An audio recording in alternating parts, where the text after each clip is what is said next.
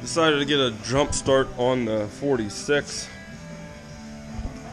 Ran down to a not Lowe's, Advance to get a new headlight for it. I could have swore I got this thing for like $8 when I was there, but anyhow, it's now $17. But so I got a new headlight for it. I'm gonna put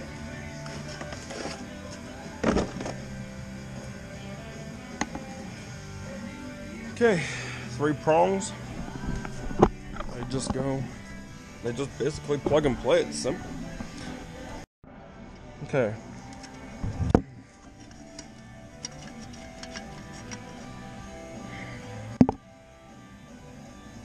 Well, it's plugged in. I'm gonna sit there and see if it lights up.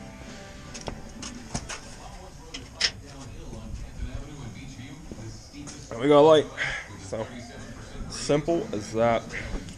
Okay, I'm just gonna make sure that's in good enough. Okay, it is.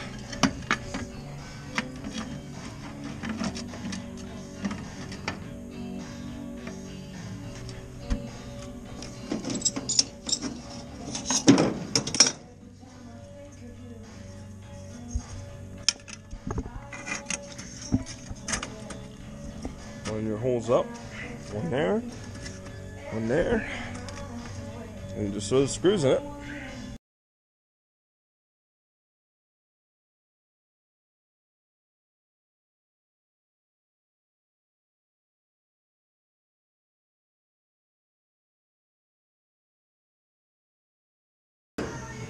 Okay, this ring goes at the bottom. That hole goes at the bottom, slides on. Put the screw in it. And that's all that holds the ring outside of it.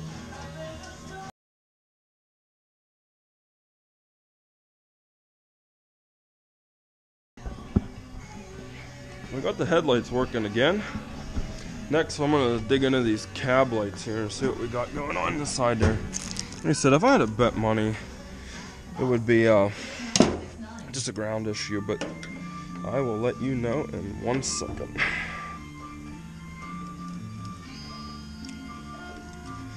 I'm gonna turn that radio up. I love a good radio on a late night. Keeps it going, gives you a drive. Okay, so I want to show you guys something real quick here. I learned something. A valuable lesson is what I really learned. If you look at these 2 bulbs, they look the same. So I bought them. But if you look at the bottom, one has 2 dots, one got 1. On the Chevy, I took off the single, this one, and replaced it with these ones. I didn't think it mattered. As long as both of these 2 hit the socket, I thought it'd make enough of a connection that it would work. So the other day when I put the cab lights on, none of the lights worked. So being none of the lights worked, I was thinking I had a ground or a wiring issue. And then somebody that was working here said you got the wrong bulbs. And I almost would bet my life when it didn't matter because it was touching the socket, so it's just still working. No, they were right. So I decided to go down to Advance real quick, buy the right bulbs, figure what the hell, and it works. So I'll show you that. Now, if you remember the Mac, when we went for a ride, I did make a little comment saying hasn't been started in a while, the batteries are weak. Well, the regulator is bad because there's a generator on the Mac. It's not an alternator, it's a generator. So it has a voltage regulator on it hooked up, and the generator is putting out the voltage going into the regulator, but it's not coming out of the regulator. So I'm running into problems with trying to work on the 46 and the Mac at the same time, that I can't keep having this downtime of trying to clean the shop up to pull these in late at night real quick to work on it. So now I'll show you the cab lights working on the 46.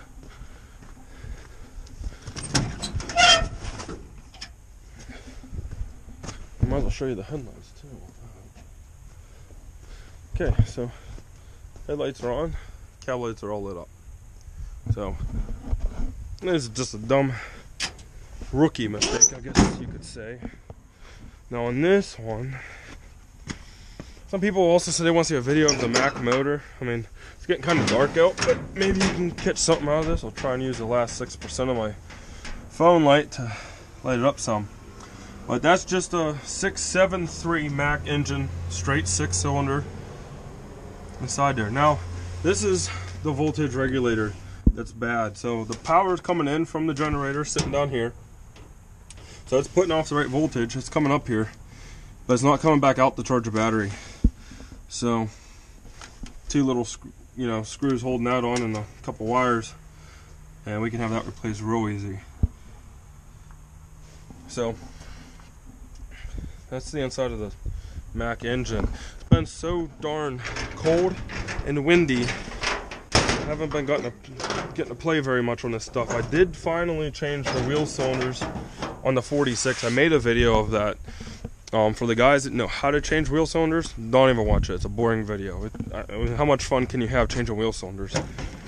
You take a tire off, wheel cylinders there, back the brakes off, pull it off, put the line on. It's a boring video. But anyhow, wheel cylinders are done. The floor's back in it.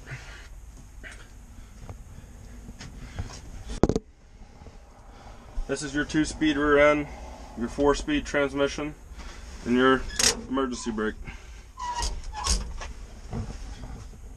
The fan.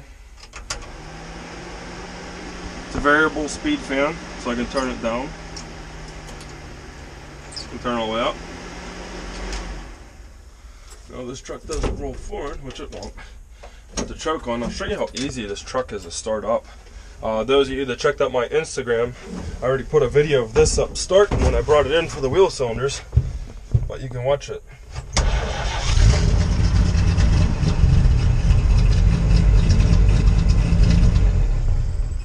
And that's it. It fires right up. One box is still good. Mouse nest. So it's a good running truck. I've said that since day one. It always starts and hasn't let me down yet. Doors closed perfect. The lock still actually locks. It works, but I don't have a key that fits this to unlock the truck, so it's kind of useless. But so anyhow, this is pretty much done. The 46 is, I'd pretty much say I'm done with it for right now. The floor's in it, wheel cylinders are on it, lights are all working. Next thing is just get some wheels for it. Not wheels, tires. Big difference. So get some tires for it, and then insurance and a plate, and I'll just throw it on the road just to ride around here. Can't go really far with it. Only does 40 miles an hour, 45 if you're lucky going downhill. And you don't want to go much faster than that because it feels like it's going to rattle apart. Even though it's all there, it just feels like it's going to rattle apart.